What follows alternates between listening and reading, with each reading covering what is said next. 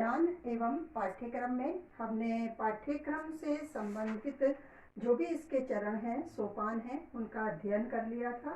इसके बाद पाठ्यक्रम किन कारकों से प्रभावित होता है या कहें कि पाठ्यक्रम में निर्माण करते समय कौन कौन सी बाधाओं का सामना करना पड़ता है। तो पाठ्यक्रम के निर्माण में आने वाली जो भी प्रमुख बाधाएं हैं उनका हम अध्ययन कर लेते हैं। पाठ्यक्रम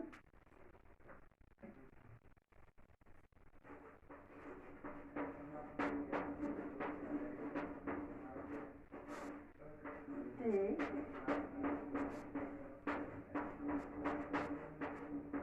निर्माण में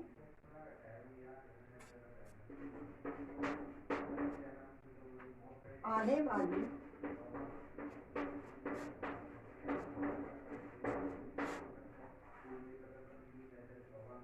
प्रमुख बाधाएं।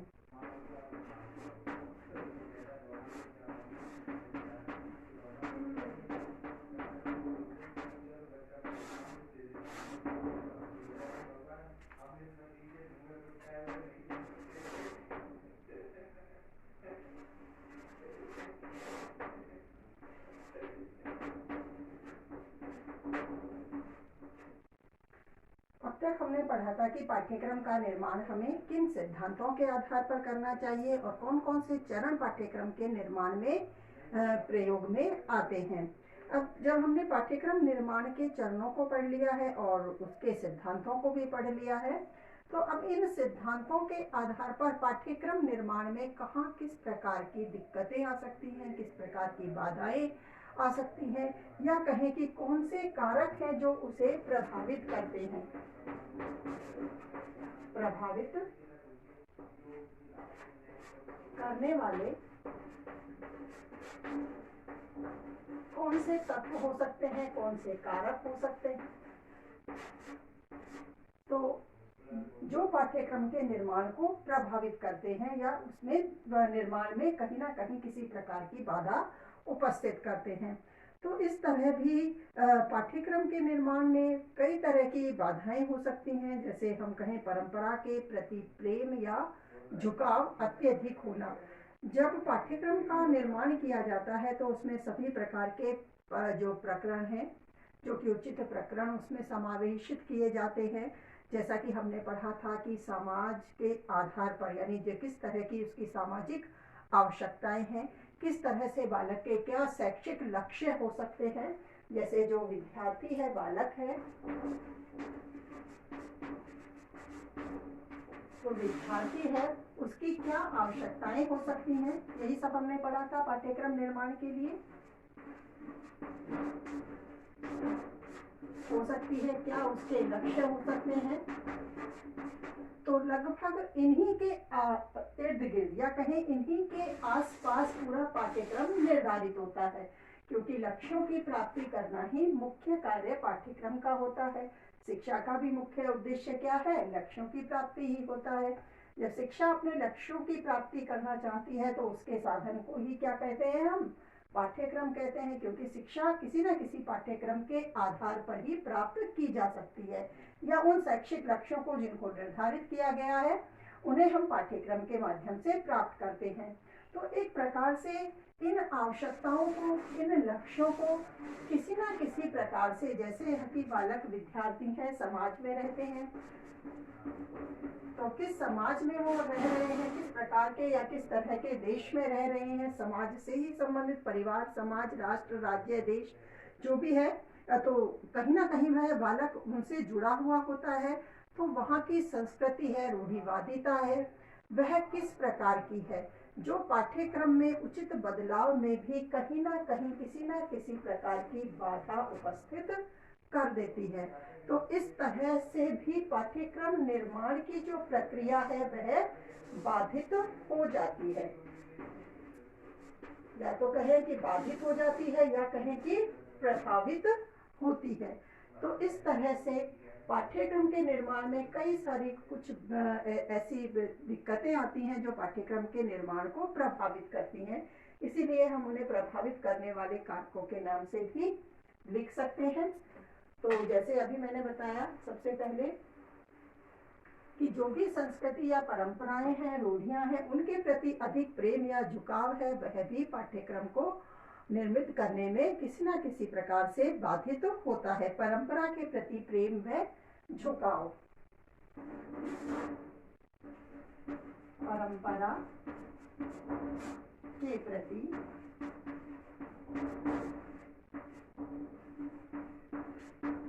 प्रेम व झुकाव,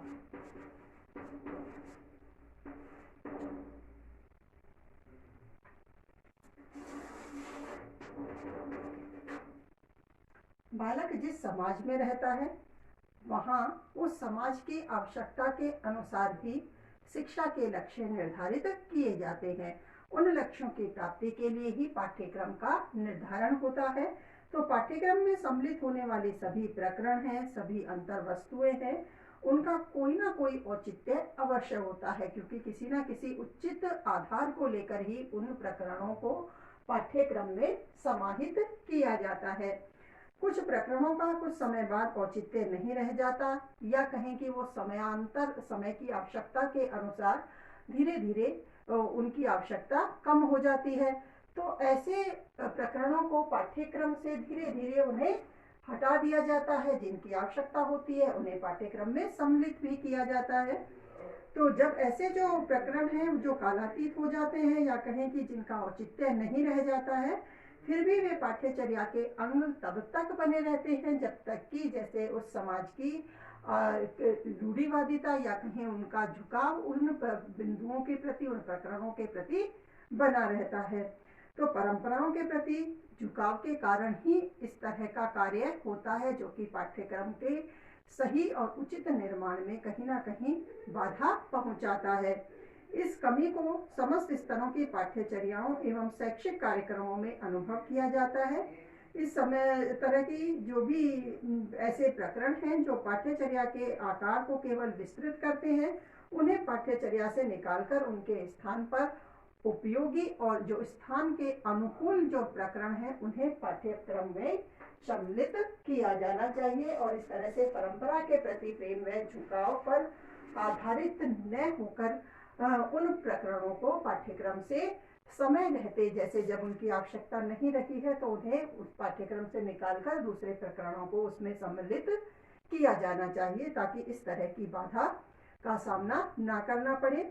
इसी तरह से और हम बात करें पाठ्यक्रम के बाधाओं की, तो आस्थाओं और सिद्धांतों के प्रति प्रतिबद्धता में कमी भी पाठ्यक्रम के निर्माण को प्रभावित करती है। आस्थाओं एवं सिद्धांतों के प्रति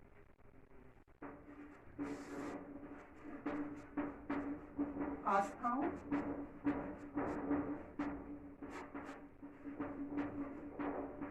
एवं सिद्धांतों के प्रति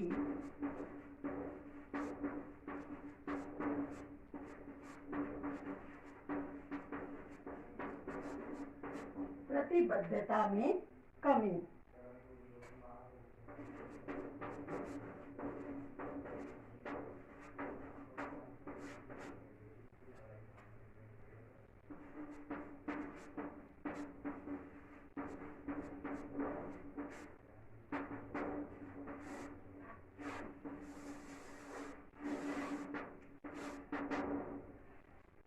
आस्था और सिद्धांतों के प्रतिबद्धता में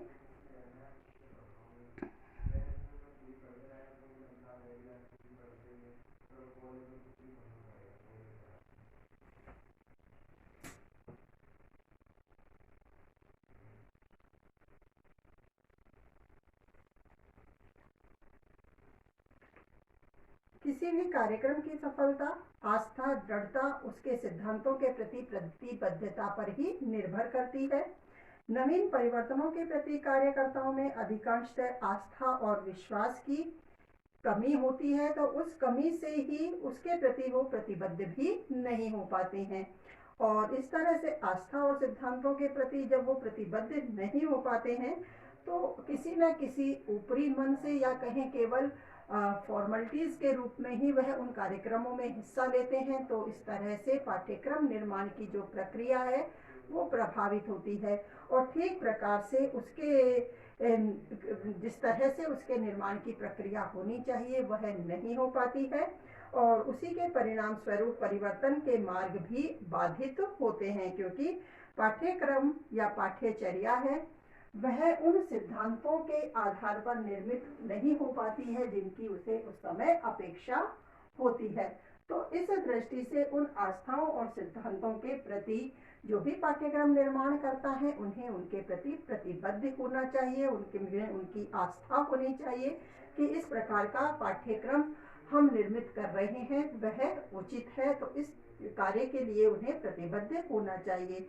यदि मन से विश्वास से उस कार्य को नहीं करेंगे तो उस कार्य में असफलता भी निश्चित नहीं हो पाती है। तो इस दृष्टि से आस्थाओं एवं सिद्धांतों के प्रति प्रतिबद्धता में कमी भी पाठ्यक्रम के निर्माण की प्रक्रिया को बाधित करती है।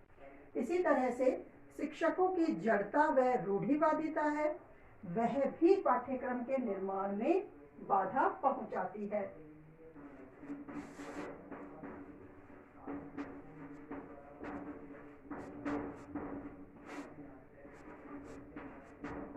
शिक्षकों में जड़ता व रूढ़िवादिता।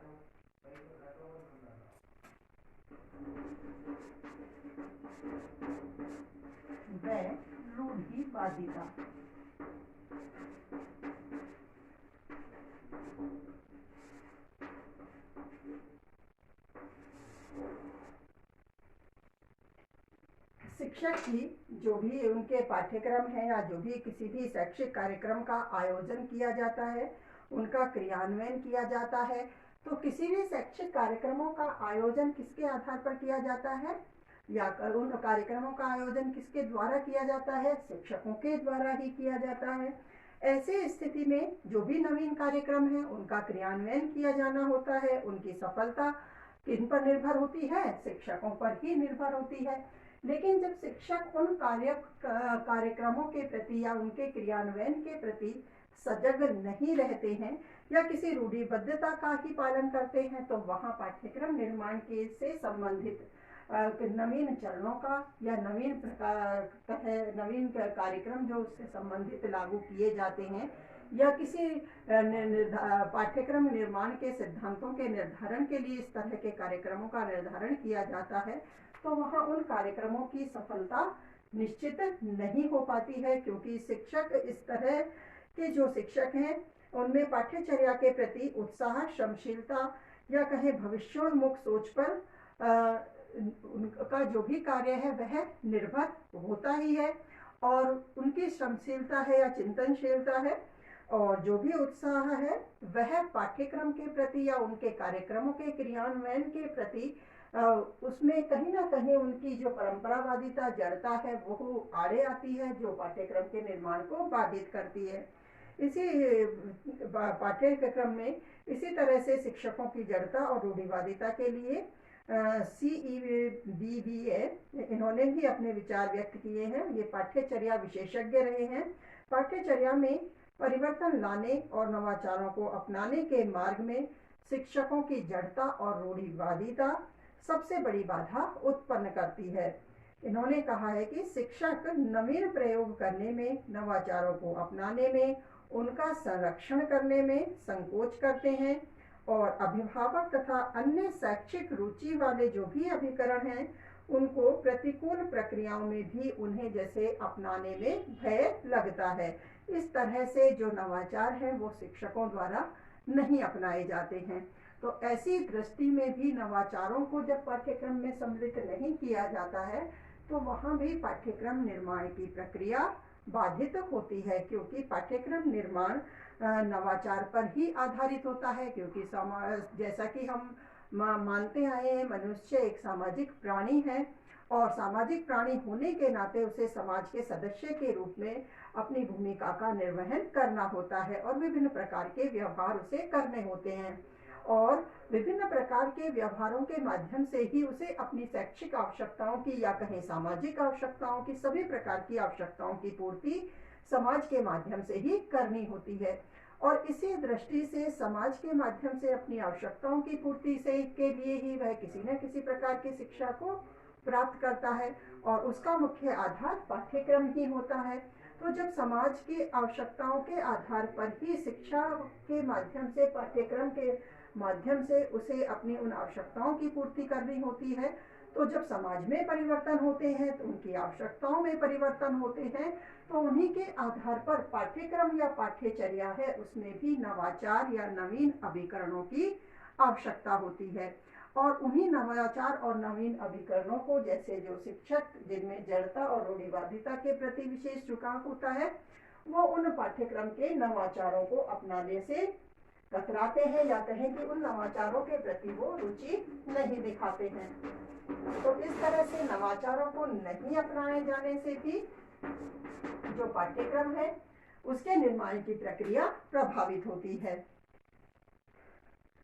अब इन नवाचारों को अपनाने में शिक्षकों की विफलता के और भी दो कारण बताए गए हैं कि जैसे पहला तो या तो वो नवाचार को अपनाना ही नहीं चाहते हैं, दूसरा कहें कि या तो नवाचारों को वो अपनाना नहीं चाहते या अपनाने में उन्हें एक तरह से उसके प्रति वो या तो सक्षम नहीं होते, अपने आप को समर्थ नहीं मानते। तो इस तरह से जब वह उन नवाचारों को समझ ही नहीं पा रहे हैं, उन्हें कर पाने में ही समर्थ नहीं हो रहे हैं, तो इस दृष्टि से वो उन नवाचारों का किस तरह से प्रयोग कर सकेंगे, तो इस दृष्टि से भी पाठ्यक्रम के निर्माण की प्रक्रिया है वह प्रभावित होती है। और बात करें कि जैसे समुचित नियोजन का अभाव, यह भी पाठ्यक्रम निर्माण की प्रक्रिया को प्रभावित करता है।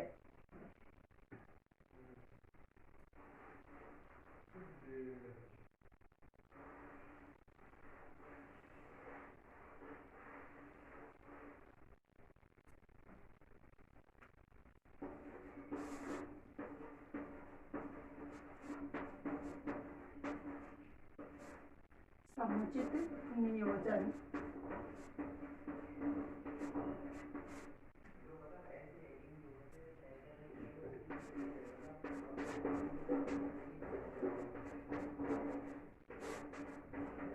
का अभाव, जैसे कि नियोजन शब्द इसमें आया है, नियोजन शब्द व्यवस्था से संबंधित है, क्योंकि पाठ्यक्रम के विकास में नियोजन आवश्यक होता है। नियोजन व्यवस्था के माध्यम से ही किसी भी कार्यक्रम को सफल किया जा सकता है। तो पाठ्यक्रम विकास के लिए भी समुचित यानी सही उचित रूप में नियोजन या व्यवस्था आवश्यक होता है, आवश्यक होती है। इसी तरह से नियोजन व्यवस्था के आधार पर, समुचित नियोजन व्यवस्था के आधार पर ही पाठ्यक्रम का विकास किया जा सकता है और पाठ्यक्रम के विकास के लिए यह अति आवश्यक है। समुचित नियोजन के अभाव में प्रभावी पाठ्यचर्या का निर्माण कार्य संभव नहीं हो पाता है। इसके अतिरिक्त परिवर्तन के प्रति प्राय सभी क्षेत्रों में एक मनोवैज्ञानिक अवरोध की भावना भी पाई जाती है। इस अवरोध की भावना को समुचित नियोजन के द्वारा ही कम किया जा सकता है। सही नियोजन व्यवस्था के द्वारा ही इस तरह की मनोविज्ञान के प्रति जो अवरोधक धारणा है उसे भी दूर किया जा सकता है। धीरे धीरे इस तरह की जो धारणाएं हैं उन्हें सही नियोजन के माध्यम से समाप्त भी किया जा सकता है। और लेकिन ज़्यादातर इस तरह का जो नियोजन कार्य है वह ठीक प्रकार से नहीं हो पाने की दृष्टि से, सही नियोजन नहीं होने की दृष्टि से अनेक पाठ्यचर्या संबंधी जो भी कार्यक्रम है वो सफल नहीं हो पाते और उनके क्रियान्वयन का उचित रूप से निरंतर मूल्यांकन भी नहीं हो पाता, जिसके कारण जो भी शैक्षिक कार्यक्रम क्रियान्वित किए जाते हैं वो सफल नहीं होते हैं। जब सही नियोजन के माध्यम से सही कार्यक्रम क्रियान्वित नहीं हो पाते तो वो पाठ्यक्रम के निर्माण की प्रक्रिया को स्वाभाविक रूप से प्रभावित करते हैं और वहाँ पाठ्यक्रम निर्माण की प्रक्रिया है वह समुचित रूप से सही नहीं हो पाती है और पाठ्यक्रम विकास की प्रक्रिया बाधित होती है। इसी तरह से राष्ट्रीय हठ धर्मिता भी पाठ्यक्रम के निर्माण की प्रक्रिया को प्रभावित करती है। राष्ट्रीय हठ धर्मिता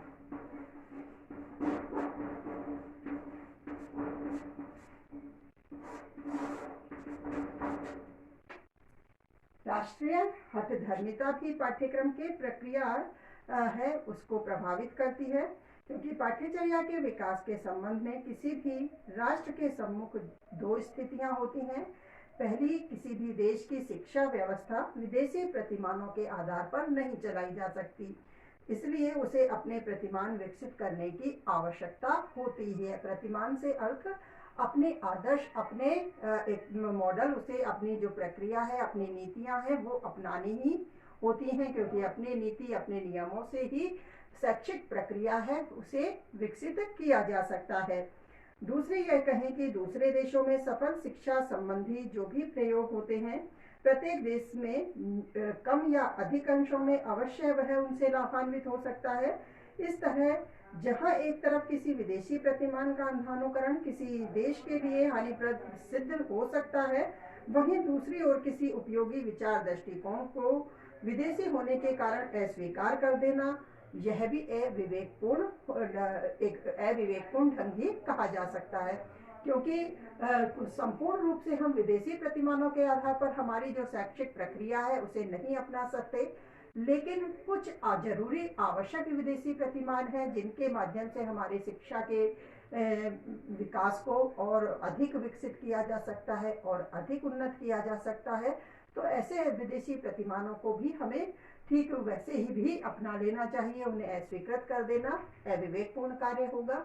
लेकिन पूर्ण रूप से हम विदेशी प्रतिमानों के आधार पर ही हमारे शैक्षिक ढांचे को तैयार करें, जो हमारी देश की आवश्यकताएं हैं या हमारी सामाजिक आवश्यकताओं को पीछे छोड़ दें या उनकी आवश्यकताओं की पूर्ति कर पाने में सक्षम ना हो, तो इस दृष्टि से भी हमें हमारी शिक्षा व्यवस्था है उसका ध्यान रखना चाहिए और इस तरह की हठधर्मिता का पालन पाठ्यक्रम निर्माण की प्रक्रिया में नहीं करना चाहिए, जिससे कि किसी भी तरह से हमारे पाठ्यक्रम निर्माण की जो प्रक्रिया है वह बाधित हो।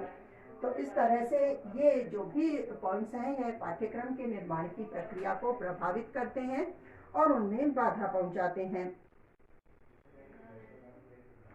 इससे आगे जैसे पाठ्यक्रम के निर्माण के प्रभावित करने वाले कारक और बाधाओं को